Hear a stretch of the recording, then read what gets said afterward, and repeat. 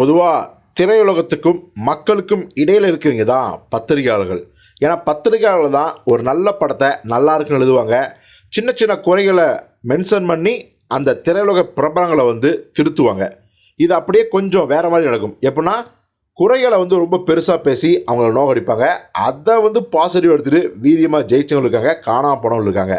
எது எப்படி பார்த்தாலும் அந்த பிரபலங்கள் பெரிய அளவில் ஆனதுக்கப்புறம் ஒரு சில பேர் அவங்களோட பர்சனல் லைஃப்பை பற்றி பேசி எழுதுவாங்க.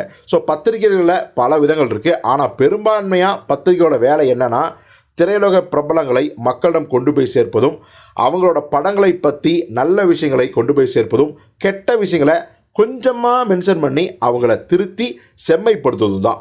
இதுதான் ஆரம்பத்திலேருந்து பத்திரிகைகளோட பணி, சினிமா பத்திரிகைகளோட பணி. இதனாலேயே பார்த்தீங்கன்னா தமிழ் சினிமா நல்லா ஆரோக்கியமாக இருக்குது. நிறைய திரையுலக ஹீரோக்கள்லாம் வேறு லெவலுக்கு உச்சத்துக்கு போயிருக்காங்க.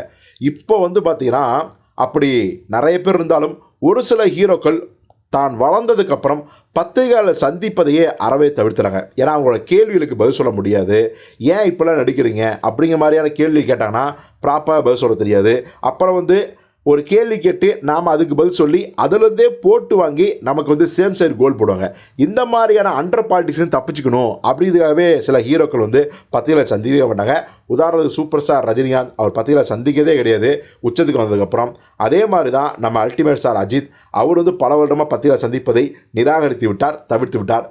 தளபதி விஜயம் அப்படி தான், பெருசாக ப்ரெஸ் மீட் வைக்கிறதே இல்லை. அரசியலுக்கு வந்தது கூட அவர் ப்ரெஸ்ஸை சந்திக்க மாட்டார். இது ஒரு பக்கம். ஆனாலும் கூட ரொம்ப வருடங்களாக தான் அறிமுகமான காலத்திலேருந்து இப்போ வரைக்கும் பார்த்தீங்கன்னா ஒரு ஹீரோ, ஒரு பெரிய ஹீரோ, இவங்க 3 பேர், ரஜினி, விஜய், அஜித், இந்த 3 பேருக்கும் இல்லாத பல சர்ச்சையான விஷயங்கள் இருந்தாலும் கூட பத்திரிகையாளர் சந்திப்பை எப்பவுமே ஒத்தி போட்டதோ தள்ளி போட்டதோ, ஏன் அவங்கள தவிர்த்ததே கிடையவே கிடையாது. ஒருத்தர் உலகநாயகன் கமலஹாசன். எவ்வளோ பெரிய இஷ்யூ ஆனாலும் சரி, நேருக்கு நேரம் கேள்விங்க, நான் பதில் சொல்கிறேன் அப்படி சொல்லுவார். ஸோ அதனால தான் பத்திரிகையாளருக்கும் கமலஹாசனுக்கும் நடக்கிற அந்த உரையாடல்கள்லாம் ரொம்ப சுவாரஸ்யமாக இருக்கும். ஆனால் அப்படிப்பட்ட கமலஹாசன் அவர்களே பத்திரிகையாளர்களை ஒரு ஈவெண்ட்டுக்கு தவிர்த்துட்டார். என்ன ஈவெண்ட் நமக்கே தெரிஞ்சிருக்கும். நம்ம சிவகார்த்தியின் நடிப்பில் உருவான அமரன் படத்துக்கு ப்ரொடியூசர் கமல் தான். அந்த படத்தோட 100வது நாள் விழா கலைவன அரங்கத்தில் ரொம்ப வெகு சிறப்பாக இருந்துச்சு.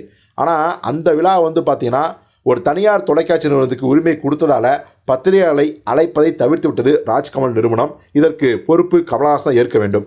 எப்படி கமலஹாசனுக்கு தெரியாமல் இப்படி ஒரு தவறு நடந்துச்சு? இல்லை கமலஹாசன் திட்டமிட்டே தவிர்த்துட்டாரா? வீடியோ எடுக்க வேணாம் அப்படின்னா பத்திரிகையாளர்களே புரிஞ்சுக்குவாங்க. ஆனாலும் கூட கமல் ஏன் பத்திரிகையாளரை தவிர்த்தார் அப்படிங்கிற ஒரு அதிர்ச்சியான விஷயம் ஓடிட்டுருக்கு. ஸோ என்ன நடக்க போகுது? கமல் தரப்புலேருந்து பத்திரிகையாளரை ஆறுதல் படுத்துகிற மாதிரியான விஷயங்கள் நடக்க போகுதா? இல்லை அவங்களுக்கு அட்லீஸ்ட் ஒரு அறிக்கையின் மூலமாவது விளக்கம் கொடுக்க போகிறாரா? இல்லை அப்படியே விட்டுருவாரா? அப்படிங்கிறத பொறுத்திருந்து பார்ப்போம்.